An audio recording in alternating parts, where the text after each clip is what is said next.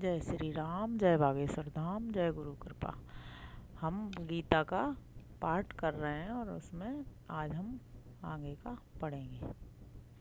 सांवरे को दिल में बसा कर तो देखो, एक बार वृंदावन आकर तो देखो। जय श्री राम। वहाँ उन दोनों सेनाओं में अर्जुन ने युद्ध के लिए सुसज्जित होकर स्थित पिता, ताऊ, चाचा, पितामह, आचार्य, मामा, भाई, पुत्र, पौत्र, मित्र, ससुर और सुहृदों को देखा। उन सब बंधु बांधवों को खड़ा देखकर वह कुंती पुत्र अर्जुन परम करुणा से भर गया और विषाद करता हुआ इस प्रकार कहने लगा। अर्जुन बोला, श्री कृष्ण, युद्ध की इच्छा से समुपस्थित इस सौजन समुदाय को देखकर मेरे सारे अंग शिथिल हुए जा रहे हैं। मुख सूखा जा रहा है, मेरे शरीर में कंप हो रहा है, रोए खड़े हो रहे हैं, मेरे हाथ से गांडीव धनुष फिसला जा रहा है और मेरी त्वचा जल रही है। मैं खड़ा रहने में भी असमर्थ हो रहा हूँ। मेरा मन चक्कर सा खा रहा है। केशव, मैं सारे लक्षणों को भी विपरीत ही देख रहा हूँ और युद्ध में सौजन समुदाय को मारकर मैं किसी प्रकार भी कल्याण नहीं देख रहा हूँ। श्री कृष्ण, मैं न विजय चाहता हूँ और न राज्य या सुखों को ही। गोविंद, हमें राज्य भोग अथवा जीवन से भी क्या प्रयोजन है।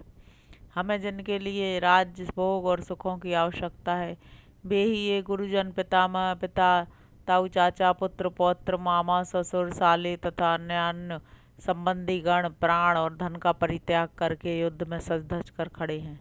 मधुसूदन, इनके द्वारा मारे जाने पर भी अथवा तीनों लोकों के राज्य के लिए भी मैं इन सबको मारना नहीं चाहता।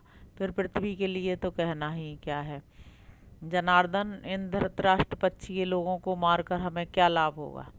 इन आताइयों को मारने से हमें पाप ही लगेगा। इसलिए धृतराष्ट्र पक्षीय अपने बांधवों को मारना हमारे लिए उचित नहीं है, क्योंकि माधव, हम अपने कुटुंब को मारकर कैसे सुखी होंगे। यद्यपि जिनका चित्त लोभ के कारण भ्रष्ट हो चुका है, ऐसे लोग कुलनाश जनित दोष को और मित्रद्रोह से उत्पन्न पाप को नहीं देख रहे हैं। परंतु जनार्दन, हम लोगों को जो कि कुलनाश जन्य दोष को भली भांति समझते हैं, इस पाप से बचने का उपाय क्यों नहीं सोचना चाहिए। कुल का नाश होने पर संतान, कुल, परंपरागत धर्म नष्ट हो जाते हैं और धर्म का नाश हो जाने पर फिर अधर्म समस्त कुल को सब ओर से दबा लेता है। श्री कृष्ण, अधर्म के छा जाने पर कुल की स्त्रियां अत्यंत दूषित हो जाती हैं। वाष्णेय, स्त्रियों के दूषित हो जाने पर वर्ण संकर उत्पन्न हो जाता है। वह वर्ण संकर कुल घातियों को और कुल को नरक में डालने वाला होता है। अतः उनके कुल में पिंड और जलदान की क्रिया लुप्त हो जाने के कारण उनके पितरों का पतन हो जाता है। कुल घातियों के इन वर्ण संकर जनित दोषों के कारण सनातन कुल धर्म और जाति धर्म सर्वथा नष्ट भ्रष्ट हो जाते हैं। जनार्दन, जिनके कुल धर्म नष्ट हो जाते हैं उन मनुष्यों का अवश्य नरक में निवास होता है, ऐसा हमने सुना है। अहो, बड़े शोक की बात है कि हम लोगों ने बड़े भारी पाप करने का निश्चय कर लिया है, जो कि राज्य और सुख के लोभ से अपने ही कुटुंब को मारने के लिए उद्यत हुए हैं।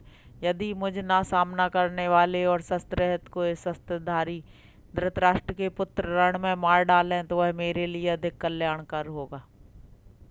संजय बोले, रण प्रांगण में इस प्रकार कहकर शोक में निमग्न मन वाला अर्जुन बाण सहित धनुष का परित्याग करके रथ के पिछले भाग में बैठ गया। वह महामना, परम दयालु, परम बंधु स्नेही, परम धार्मिक अर्जुन अपने भाइयों सहित यद्यपि आप लोगों के द्वारा लाक्षागृह आदि अनेक अत्यंत घोर मृत्युजनक उपायों से बार बार धोखा खा चुका है और परम पुरुष भगवान श्री कृष्ण की सहायता भी उसे प्राप्त है, तथापि आपके पुत्रों के मारे जाने का संयोग देखकर बंधु स्नेह, परम कृपा और धर्म अधर्म के भय से उसके सारे अंग पसीने से भर गए और मैं किसी तरह भी युद्ध नहीं करूंगा, ऐसा कहकर वह बंधु वियोग जनित शोक से खिन्न मन होकर बाणों सहित धनुष को छोड़कर रथ पर बैठ गया। इस प्रकार श्रीमान भगवान रामानुजाचार्य द्वारा रचित गीता भाष्य के हिंदी भाषा अनुवाद का पहला अध्याय समाप्त हुआ। दूसरा अध्याय। संजय बोले, इस प्रकार करुणा से ओतप्रोत आंसू भरे व्याकुल नेत्रों वाले तथा अत्यंत विषाद युक्त उस अर्जुन से भगवान मधुसूदन ने यह बात कही। श्री भगवान बोले, अर्जुन, इस असमय में यह अनार पुरुषों द्वारा सेवित परलोक विरोधी और अकीर्ति फैलाने वाला शोक तुझे कहाँ से प्राप्त हो गया। पार्थ, तू नपुंसकता न ग्रहण कर, यह तुझे शोभा नहीं देती, परंतप हृदय की तुच्छ दुर्बलता को त्याग कर तू खड़ा हो जा। अर्जुन के इस प्रकार रथ पर बैठ जाने पर यह बिना अवसर का शोक तुझ में कहाँ से आ गया।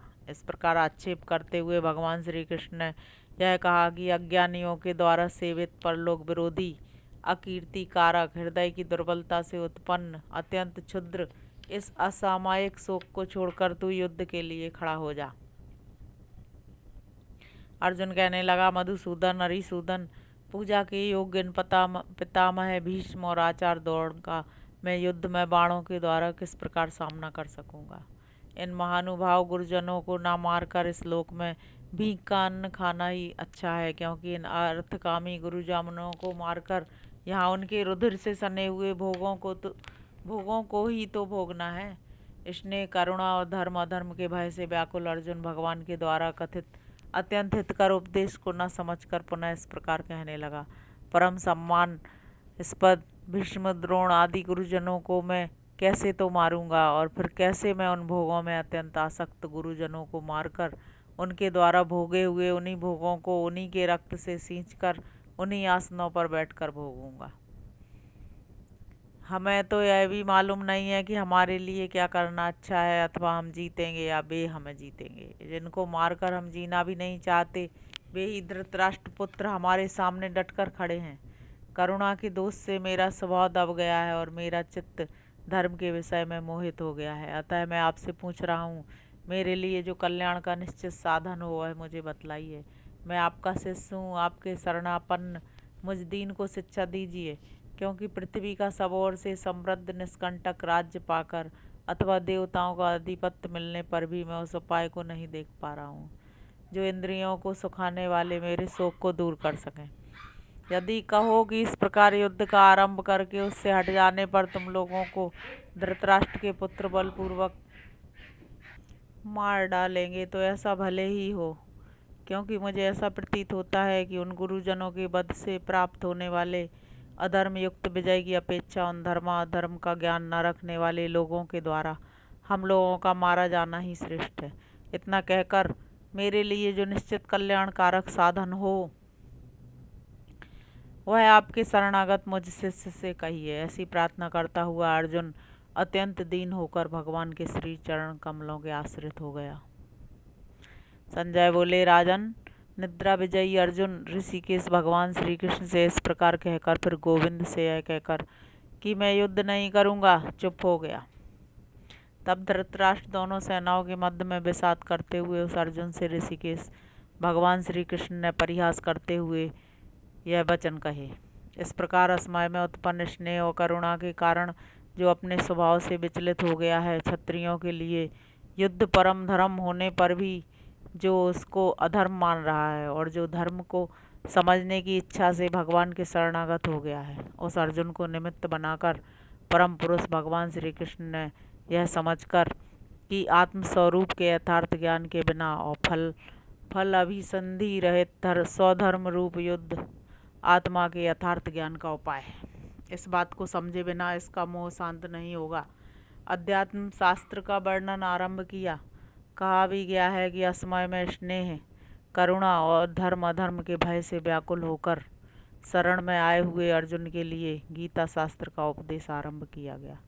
इस प्रकार जो शरीर और आत्मा के स्वरूप का यथार्थ ज्ञान न होने के कारण शोक में निमग्न हो रहा है और साथ ही शरीर से आत्मा को अलग समझना ही जिसका हेतु है, ऐसे धर्म का भी वर्णन कर रहा है।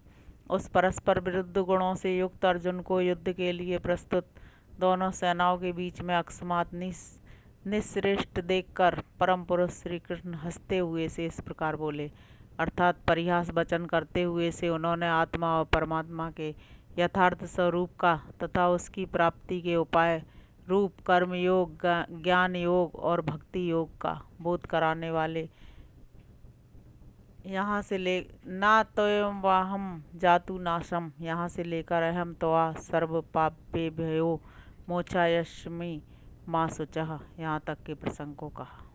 श्री भगवान बोले, जिनके लिए शोक नहीं करना चाहिए उनके लिए तू शोक कर रहा है तथा पंडितों की सी बातें भी बना रहा है। पंडित लोग मरणशील शरीरों के लिए और अविनाशी आत्माओं के लिए भी शोक नहीं किया करते। जिनके लिए शोक करना उचित नहीं उनके लिए तू शोक करता है, और साथ ही पिंड और जल की क्रिया लुप्त होने के कारण इनके पितृगण नरक में पड़ते हैं इत्यादि शरीर और आत्मा के स्वभाव ज्ञान से संबंधित बातें भी कर रहा है। परंतु शरीर और आत्मा का स्वभाव जानने वालों के लिए यहाँ शोक का तनिक भी कारण नहीं है। उन दोनों के स्वभाव को यथार्थ रूप से जानने वाले पुरुष गतासु मरणशील शरीरों के लिए और आगतासु अविनाशी आत्माओं के लिए भी शोक नहीं करते, परंतु तुझमें ये परस्पर विरोधी भाव प्राप्त हो रहे हैं, जो कि मैं इनको मारूंगा इस प्रकार तू शोक कर रहा है, और साथ ही शरीर से अलग आत्मा के ज्ञान जनित धर्म अधर्म का वर्णन कर रहा है। इससे यह सिद्ध होता है कि तू ना तो देह के स्वभाव को जानता है और ना उससे भिन्न नित्य आत्मा को, और ना उसकी प्राप्ति के उपाय रूप युद्ध आदि धर्म को ही। वस्तुतः यही युद्ध यदि फलाभिसंधि रहित होकर किया जाए तो आत्मा के यथार्थ रूप की प्राप्ति का साधन होता है।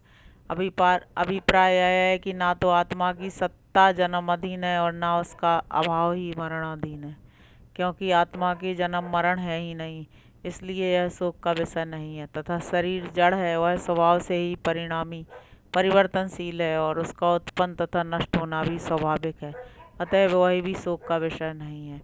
अब उन दोनों में से पहले आत्माओं का स्वभाव सुन। जय श्री राम बच्चों, आगे का अब हम कल पढ़ेंगे। जय श्री राम, जय बागेश्वर धाम, जय गुरु कृपा।